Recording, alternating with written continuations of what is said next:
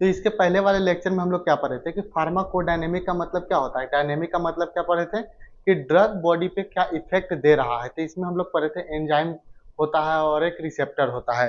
तो एंजाइमेटिक में हम लोग पढ़े थे कि वो कॉम्पिटेटिव है, नॉन कॉम्पिटेटिव है या फिर अनकॉम्पिटेटिव है। तो कॉम्पिटेटिव में हम लोग क्या देखे थे कि कॉम्पिटेटिव जो कि एक्स के ऊपर वो क्रॉस नहीं कर रहा है, वो क्रॉस कर रहा है वाई एक्सिस और एक्स एक्सिस जो था। इस तरह से देखिएगा, यहाँ पे जो दोनों ड्रग क्रॉस करके पीछे मिल रहा था, तो यहाँ पे क्रॉस कर रहा था, तो ये क्या हुआ, कॉम्पिटेटिव हो गया। लेकिन जो ड्रग एक हम लोग देखे थे कि यहाँ पे क्रॉस कर रहा है वाई एक्स एक्सिस है, तो एक्स एक्सिस पे होके मिलके आगे जा रहा है, तो ये क्या हो गया, नॉन कॉम्पिटिटिव हो गया, मतलब कि एक्स का कोई कंपटीशन नहीं है।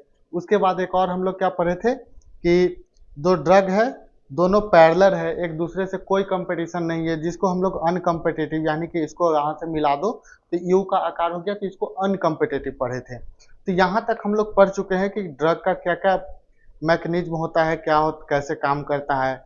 इसके बाद अब हम लोग को देखना है कि ड्रग में जो रिसेप्टर होता है, तो रिसेप्टर का काम क्या होता है। तो सबसे पहले तो हम लोग देखेंगे कि क्लासिफिकेशन ऑफ जो रिसेप्टर होता है ड्रग का, वो क्या होता है। तो ये भी हम लोग पीछे वाले वीडियो में पढ़े थे कि क्लासिफिकेशन ऑफ जो रिसेप्टर था, ये क्या था कि कोई भी ड्रग है, ड्रग बाइंड कर रहा है रिसेप्टर से, जब भी रिसेप्टर से कोई ड्रग बाइंड करेगा तो क्या होगा, उसका एक्शन होगा, या फिर ज़्यादा एक्शन करेगा या फिर कम एक्शन करेगा। अगर मान लीजिए कि कोई भी ड्रग है, तो एक्शन करके हार्ट रेट जो होता है उसको क्या कर रहा है, इंक्रीज कर रहा है, ठीक है। तो क्या होगा कि एफिनिटी उसका हाई है, वहां पे क्या होगा कि एगोनिस्ट का काम कर रहा है, मतलब कि हार्ट रेट को बढ़ा रहा है। लेकिन कोई भी ड्रग अगर यहाँ पे एक्ट किया, रिसेप्टर पे एक्ट करने के बाद हार्ट रेट को डिक्रीज कर रहा है, कम कर रहा है, ठीक है, ये क्या करेगा, एंटागोनिस्ट का काम करेगा, यानी कि उसको अपोजिट काम कर रहा है। तो ये रिसेप्टर का काम होता है। तो ये जो ड्रग हो गया, अब ड्रग रिसेप्टर से बाइंड करता है, तो जिसको एफिनिटी बोलते हैं, तो एफिनिटी क्या होगा, या फिर हाई होगा या फिर लो होगा। तो यहाँ पे देख लेते हैं हाई, हाई एफिनिटी। अगर हाई एफिनिटी वाला जो ड्रग होता है यहाँ पे बाइंड कर दिया, अब तो इंट्रेंसिक एक्टिविटी होगा। अब इंट्रेंसिक एक्टिविटी के बाद क्या होगा कि एक्शन होगा। कोई भी दवाई अंदर हम लोग लेते हैं, लेने के बाद रिसेप्टर से बाइंड करेगा, और बाइंड करने के बाद उसका तो कोई ना कोई एक्टिविटी होगा, तो वो अपना दे रहा है, इंट्रेंसिक एक्टिविटी दे रहा है, तो वो एक्शन करेगा कि वहाँ पे कोई ठीक करना है, क्या करना है, हार्ट रेट को घटाना है, बढ़ाना है, या फिर कोई भी डिजीज हो उसको उस पर क्या इफेक्ट डालना है। तब यहाँ पे एक्शन ले लिया। अब एक्शन ले लिया तो इसको क्या बोलते हैं कि हार्ट रेट को इंक्रीज कर रहा है या फिर डिक्रीज कर रहा है। तो इसी को हम लोग क्या बोलते हैं, ability to drug produce action, ठीक है, ability to drug produce action, मतलब कि यहाँ पे ड्रग अपना एक्शन शो कर रहा है। तो इसी में हम लोग क्या देखे थे कि एक पढ़े थे एगोनिस्ट पढ़े थे, पार्शियल एगोनिस्ट पढ़े थे, एंटागोनिस्ट पढ़े थे, और इन्वर्स एगोनिस्ट पढ़े थे। तो एगोनिस्ट क्या था, एगोनिस्ट +1 था, मतलब कि हाई इफेक्ट दे रहा था। जैसे यहाँ पे एक ग्राफ के साथ देखिएगा, जैसे एगोनिस्ट था तो एगोनिस्ट क्या था, हाई था।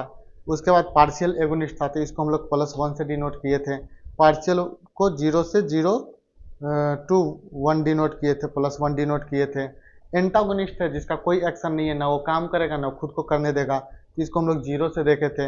इन्वर्स एगोनिस्ट जो क्या कर रहा है, अपोजिट एक्शन दे रहा है, तो इसको हम लोग निगेटिव का वो दिए थे, -1। तो ये था कि ड्रग किस तरह से वो काम करता है, तो एगोनिस्ट है या फिर एंटागोनिस्ट है। तो उसी में अब हम लोग देखते हैं कि क्लासिफिकेशन अब जो रिसेप्टर था, तो रिसेप्टर में अब हम लोग सबसे पहले देखते हैं कि सबसे पहला जो रिसेप्टर होता है जिसको बोलते हैं जी प्रोटीन कपल रिसेप्टर। और ये जो रिसेप्टर होता है यहीं पे सबसे ज्यादा जो ड्रग होता है बाइंड करता है, ठीक है। Almost all drug work here, ठीक है। तो जी प्रोटीन कपल रिसेप्टर पे जितने सारे ड्रग हैं, जितने सारे ड्रग, ऑलमोस्ट सभी ड्रग यहीं पे क्या करता है, काम करता है। Almost all drug work here, ठीक है। जितने सारे ड्रग हैं वो यहीं पे काम करते हैं। अब ये ड्रग काम कैसे करता है, अब कोई ड्रग है, जैसे मान लीजिए कि यहाँ पे ड्रग है। अब ड्रग क्या कर रहा है कि रिसेप्टर से बाइंड कर रहा है, ठीक है। अब जब रिसेप्टर से बाइंड कर गया तो जी प्रोटीन कपल रिसेप्टर यहाँ पे है। अब ये क्या हो गया कि यहाँ से एक्टिविटी देगा, एक इनएक्टिव होगा एक एक्टिव होगा। तो इसमें देखिएगा, तो यहाँ से जैसे ही बाइंड करता है कि ये दो भाग में टूटता है, एक बीटा और एक गामा में और एक अल्फा में। तो अल्फा वाला जो पार्ट होता है वही एक्टिव होता है, लेकिन जो बीटा और गामा वाला जो पार्ट होता है वो इनएक्टिव होता है। तो जैसे ही अल्फा वाला पार्ट पे जाके ड्रग बाइंड करेगा तो यहाँ पे एक्टिविटी होगा, तो सबसे पहले क्या होगा, CAMP जो होता है वो इंक्रीज करेगा, मतलब कि सी रिएक्टिव एडिनाइल साइक्लेज। या फिर कैल्शियम को थ्रू जो ड्रग है आयन को ओपन करके, कैल्शियम से बाइंड करके आयन को ओपन करके ड्रग पास करेगा। या फिर जो आयन आयन वाला जो चैनल होता है उससे होके क्या करेगा, आयनिक चैनल को बाइंड करके ड्रग ओपन करेगा। तो यहाँ पे ये रिसेप्टर का यही काम होता है। ड्रग आया, जी प्रोटीन कपल रिसेप्टर पे आया, जी वहाँ पे बाइंड किया, बाइंड करने के बाद वो अल्फा और बीटा में कन्वर्ट होगा, गामा में। तो बीटा और गामा वाला जो पार्ट होता है वो इनएक्टिव होता है, लेकिन जो अल्फा वाला पार्ट होता है वो एक्टिव होता है।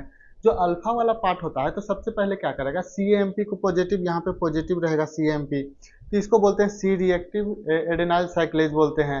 अब उसके बाद क्या होगा कि जो कैल्शियम जो होता है, कैल्शियम उसके बाद क्या होगा, जो कैल्शियम होता है इसका लेवल चेंज होगा, या फिर कमेगा या फिर इंक्रीज करेगा, लेवल चेंज। और या फिर आयन जो चैनल होता है उसको ओपन करेगा बाइंड करके, ठीक है।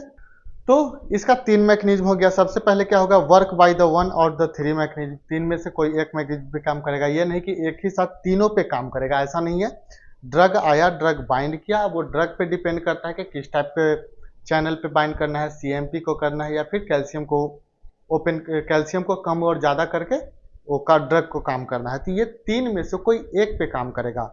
या फिर सबसे पहले changing the level of CAMP, यानी कि एडेनाइल साइक्लेज का जो लेवल है उसको में चेंजिंग करेगा। या फिर हो सकता है कि can act through the calcium जो होता है उसके थ्रू एक्ट करके ड्रग पास करेगा, काम करेगा। या फिर can open the ion channel, ion जो चैनल होता है उसको ओपन करके वो ड्रग काम करता है। ये नहीं कि कोई भी ड्रग है तो तीनों पे एक ही साथ काम नहीं करेगा, वो अलग अलग जो होता है उस पर वो काम करेगा। तो ये होता है जी प्रोटीन कपल रिसेप्टर। यहाँ पे सारे ड्रग हो गए, यहीं से वो पास होंगे। अब जो जी प्रोटीन कपल रिसेप्टर देखे थे तो ये तो हम लोग देखे थे कि ऐसे फ्लो जो चार्ट होता है हाथ से बनाया हुआ होता है वो हो गया, लेकिन जो मेन जो होता है जी प्रोटीन कपल रिसेप्टर जो अंदर में वो ऐसा होता है, इसको इसी होता है जी प्रोटीन कपल रिसेप्टर।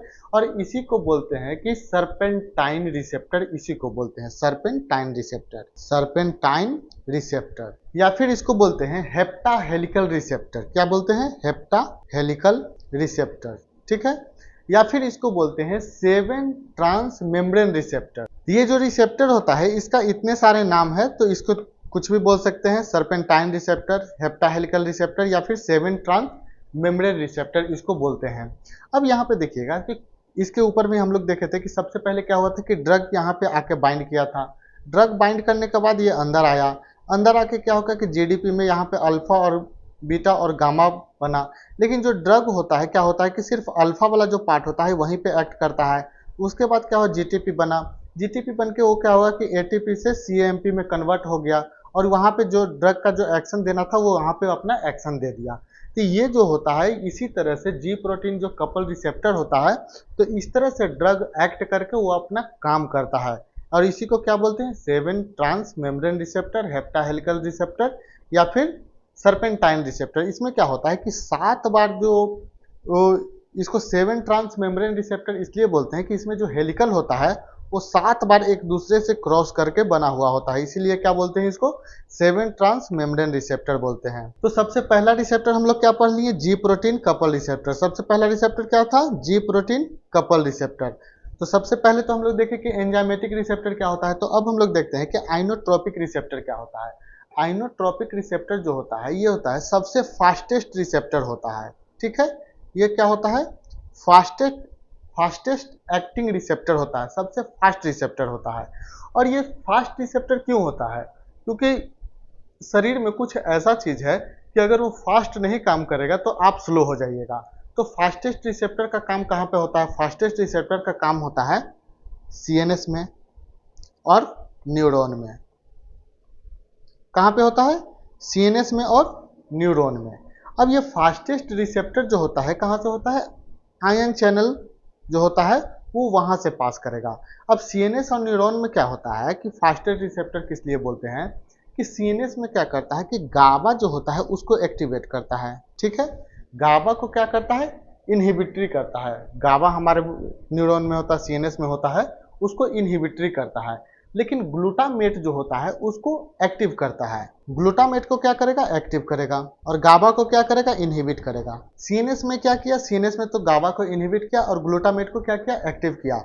लेकिन जैसे ही ये न्यूरॉन में जाता है तो यहाँ पे होता है एक एनएन होता है और एक एनएम होता है, ठीक है। तो एनएन कहने का मतलब नर्व एंड नर्व, नर्व और नर्व, और एनएम कहने का मतलब नर्व और मसल। तो एक तो हो गया सीएनएस, एक तो हो गया न्यूरॉन, लेकिन एक और है यहाँ पे। यहाँ पे क्या होता है कि 5H सेरोटोनिन जिसको बोलते हैं, जिसको क्या बोलते हैं, सेरोटोनिन बोलते हैं। अब सेरोटोनिन क्या होता है, अब सेरोटोनिन में क्या होता है कि यहाँ पे सिर्फ 5HT3 जो होता है वहीं पे आयन जो रिसेप्टर होता है, आइनोट्रोपिक रिसेप्टर जो होता है काम करता है। लेकिन सेरोटोनिन जो होता है 1 से लेकर 7 होता है, लेकिन 5 जो होता है, 5 सेरोटोनिन 5HT जो 3 होता है यहीं पे वो काम करता है। मतलब कि ओनली 3 हैव आइनोट्रोपिक, ठीक है। तो एक बार इसको डिटेल में समझ लेते हैं कि आइनोट्रोपिक रिसेप्टर क्या होता है। कि आइनोट्रोपिक रिसेप्टर होता है आयन के थ्रू पास करता है, सबसे फास्टेस्ट रिसेप्टर होता है। ये कहाँ पे काम करता है, सीएनएस में। सीएनएस में क्या करता है, जो गाबा होता है उसको इनहिबिट करता है, लेकिन जो ग्लूटामेट होता है उसको एक्टिव करता है या फिर स्टिमुलेट करता है। लेकिन न्यूरॉन में क्या करता है कि न्यूरॉन में एनएन पे काम करता है या फिर एनएम पे काम करता है, यानी कि नर्व और नर्व पे या फिर नर्व और मसल्स पे।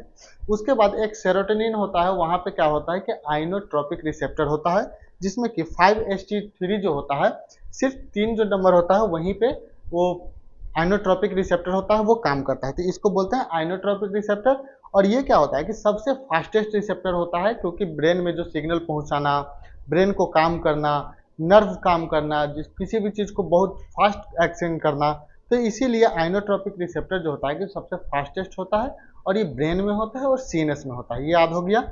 अब हम लोग देखते हैं कि एंजाइमेटिक रिसेप्टर क्या होता है। तो ये रिसेप्टर जो होता है वर्क थ्रू सम एंजाइम, ठीक है, वर्क थ्रू सम एंजाइम। अब ये क्या होता है कि ये जो सेल के अंदर भी रहता है और सेल के बाहर भी रहता है, मतलब कि इंट्रासेलुलर और एक्स्ट्रासेलुलर दोनों जगह प्रेजेंट होता है। और ये जो रिसेप्टर होता है ये क्या होता है कि कोई भी ड्रग जो होता है बाहर बाइंड करेगा और रिसेप्टर के अंदर काम करेगा, यानी कि इन एक्स्ट्रा सेलुलर पे बाइंड करेगा और इंट्रासेलुलर पे काम करेगा। ड्रग यहाँ पे बाइंड करेगा और रिसेप्टर पे कहाँ पे काम करेगा, अंदर काम करेगा। और इस रिसेप्टर के क्या बोलते हैं, टायरोसाइन काइनेज रिसेप्टर भी बोलते हैं। यहाँ पे हम लोग को एक चीज ये ध्यान में रखना है कि drug bind to outside, drug bind outside, और वर्क कहाँ हो रहा है, इनसाइड, ठीक है। तो एंजाइमेटिक रिसेप्टर में क्या होता है कि ड्रग होता है जो बाहर बाइंड करता है एंजाइमेटिक रिसेप्टर में, लेकिन वो काम कहाँ पे हो रहा है, काम अंदर में हो रहा है। तो एंजाइमेटिक रिसेप्टर में कौन कौन सा होता है, तो सबसे पहले तो यहाँ पे देखते हैं कि साइटोकाइन। सबसे पहले क्या होता है, साइटोकाइन। अब साइटोकाइन में क्या होता है कि इंट्राल्यूकिन। अब इंट्राल्यूकिन 1 2 3 4 5 6 जितना ज्यादा इंट्राल्यूकिन होता है, जितने सारे, वो सारा कहाँ पे काम करेगा, साइटोकाइन पे काम करेगा। इसके बाद टीएनएफ अल्फा, आईएनएफ, और दूसरा होता है हार्मोन। अब कौन कौन से हार्मोन यहाँ पे काम करेगा एंजाइमेटिक रिसेप्टर पे, तो इसको हम लोग याद रखेंगे, pig hormone, PIG, PIG. P से क्या होगा, प्रोलैक्टिन, आई से हो गया इंसुलिन, और जी से क्या हो गया, ग्रोथ हार्मोन, ठीक है। यहाँ पे आप लोग को दिखेगा नहीं तो यहाँ पे कर देते हैं हार्मोन वाला, हार्मोन हार्मोन हार्मोन, ठीक है, हार्मोन।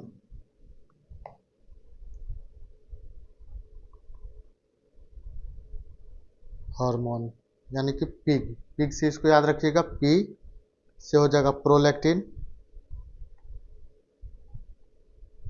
आई से इंसुलिन, और जी से क्या हो जाएगा, ग्रोथ हार्मोन।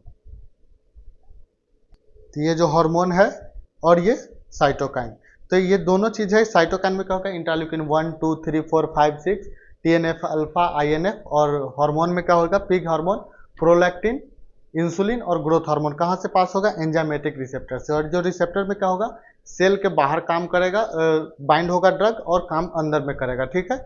और इसी को क्या बोलते हैं, टायरोसिन काइनेज रिसेप्टर, इसी को बोलते हैं। अब हम लोग देखते हैं कि इंट्रासेलुलर रिसेप्टर क्या होता है। अब इंट्रासेलुलर जो रिसेप्टर होता है, सबसे स्लोएस्ट रिसेप्टर क्या होता है, क्या होता है, स्लोएस्ट रिसेप्टर। और जो ये स्लोएस्ट रिसेप्टर होता है, तो जितना ज़्यादा जो लिपिड सॉल्युबल जो ड्रग होता है, जितना ज़्यादा लिपिड सॉल्युबल जितने सारे जो ड्रग होते हैं, सारा यहीं पे ये इंट्रासेलुलर रिसेप्टर पे ही काम करता है। अब इसमें क्या होता है कि दो होता है, एक साइटोप्लाज्मिक रिसेप्टर होता है, एक न्यूक्लियर रिसेप्टर होता है। अब साइटोप्लाज्मिक रिसेप्टर में क्या होगा कि इसमें बोलते हैं कॉर्टिकोस्टेरॉइड बोलते हैं, ठीक है। साइटोप्लाज्मिक रिसेप्टर पे कौन काम करेगा, कॉर्टिकोस्टेरॉइड। अब इसको ये देखिएगा, कॉर्टिको अब कॉर्टिकोस्टेरॉइड जो होता है, इसमें दो होता है, एक मिनरल और एक ग्लूकोकॉर्टिकोस्टेरॉइड। मिनरलोकॉर्टिकोस्टेरॉइड और ग्लूकोकॉर्टिकोस्टेरॉइड। और जो दूसरे नंबर पे होता है, ये होता है डी से, इसको याद रखिएगा, विटामिन डी, ठीक है। तो ये जो चीज होता है, ये कहाँ पे काम करेगा, साइटोप्लाज्मिक रिसेप्टर पे काम करेगा। लेकिन जो न्यूक्लियर जो रिसेप्टर होता है, उसमें कौन काम करेगा, ठीक है। न्यूक्लियर पे कौन काम करेगा, उसको भी देखते हैं। अब न्यूक्लियस पे काम करता है सैटरडे, SAT। अब एस से क्या होगा, सेक्स हार्मोन। अब सेक्स हार्मोन में क्या होगा, एस्ट्रोजन, प्रोजेस्टेरोन और टेस्टोस्टेरोन। ए से क्या होगा, विटामिन ए, और टी से क्या होगा, T3 और T4, यानी कि थायराइड हार्मोन। तो इसको हम लोग ऐसे याद रखेंगे कि सेल के अंदर सैटरडे को रात को बैठ के सीडी देख रहे थे। अब कौन सा सीडी देख रहे हैं, तो आप समझिएगा। तो सैटरडे को रात को ऐसे सीडी देखते हैं, तो हम तो इस तरह से देखेंगे कि सेल के अंदर बैठ के सैटरडे को, तो एस से क्या होगा, सेक्स हार्मोन। सेक्स हार्मोन में क्या हो जाएगा, एस्ट्रोजन, प्रोजेस्टेरोन और टेस्टोस्टेरोन।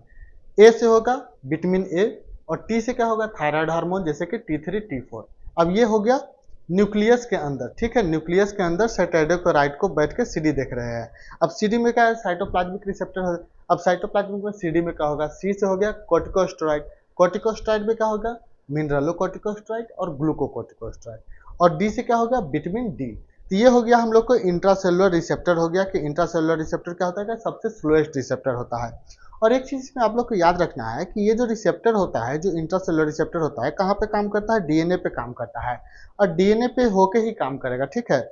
तो इसको यहाँ पे देखिएगा, where the drug bind to the cytoplasmic receptor और न्यूक्लियस रिसेप्टर। मतलब कि कोई भी ड्रग अगर साइटोप्लाज्मिक रिसेप्टर पे बाइंड कर रहा है या फिर न्यूक्लियर रिसेप्टर पे बाइंड कर रहा है, finally work through the DNA, ठीक है। और उसका मैकेनिज्म जो होगा, फाइनली कहाँ पे मैकेनिज्म होके करेगा, वो डीएनए से होके ही करेगा। जैसे मान लीजिए कि ड्रग है, बाइंड किया cytoplasmic receptor, drug receptor complex बना, दिस बाइंड टू डीएनए, ठीक है। यहाँ पे डीएनए किया और उसके बाद फिर अपना जो एक्शन देना है वो एक्शन देगा। मतलब कहने का मतलब, जो इंट्रासेलुलर जो रिसेप्टर होता है, क्या होता है, वो सबसे स्लोएस्ट रिसेप्टर होता है। इसमें क्या होगा, दो होगा, साइटोप्लाज्म होगा और न्यूक्लियस होगा। साइटोप्लाज्म में क्या होगा, उसमें सीडी होगा, सी से कॉर्टिकोस्टेरॉइड, ठीक है, उसमें ग्लूकोस्टेरॉइड और मिनरलोस्टेरॉइड होगा। डी से होगा विटामिन डी। और जो न्यूक्लियस पे काम क्या करता है, SAT, यानी कि एस से होगा सेक्स हार्मोन, एस्ट्रोजन, प्रोजेस्टेरोन और टेस्टोस्टेरोन। ए से होगा विटामिन ए, और टी से होगा T3 और T4। ये जो हो गया कहाँ पे काम करेगा, न्यूक्लियस पे काम करेगा। और ये जो रिसेप्टर होता है, सबसे स्लोएस्ट रिसेप्टर होता है। और इस रिसेप्टर में कोई भी अगर साइटोप्लाज्म पे कोई भी ड्रग बाइंड करे या फिर न्यूक्लियस पे कोई भी ड्रग बाइंड करे, उसको क्या करना है कि वो पास करेगा, कहाँ पे वर्क थ्रू करेगा, डीएनए से होके ही वो अपना काम करना स्टार्ट करेगा। तो ये हो गया इंट्रासेलुलर रिसेप्टर। अब एक बार हम लोग पूरे रिसेप्टर को रिवाइज कर लेते हैं कि कौन कौन सा रिसेप्टर है, कहाँ पे क्या काम कर रहा है, कौन कौन सा ड्रग वहाँ पे एक्ट कर रहा है। तो सबसे पहले आइनोट्रोपिक रिसेप्टर। आइनोट्रोपिक रिसेप्टर क्या था कि ये फास्टेस्ट था, ठीक है। अब फास्टेस्ट रिसेप्टर पे कहाँ पे काम होता है, CNS, ठीक है, न्यूरॉन और सेरोटोनिन। CNS में क्या था, गाबा और ग्लूटामेट। न्यूरॉन में क्या था, एनएन और एनएम। एनएन नर्व और मसल। सेरोटोनिन में क्या था, 5-HT3। ठीक है, तो ये आइनोट्रोपिक रिसेप्टर हो गया। उसके बाद हम लोग देखे थे कि कौन सा रिसेप्टर देखे थे, एंजाइमेटिक रिसेप्टर देखे थे कि एंजाइमेटिक रिसेप्टर क्या होता है। तो एंजाइमेटिक रिसेप्टर में हम लोग देखे थे कि साइटोकिन,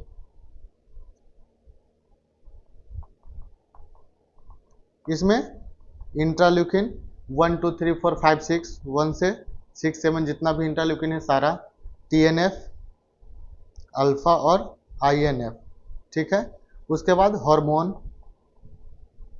हार्मोन में पिग हार्मोन, प्रोलैक्टिन, इंसुलिन और ग्रोथ हार्मोन।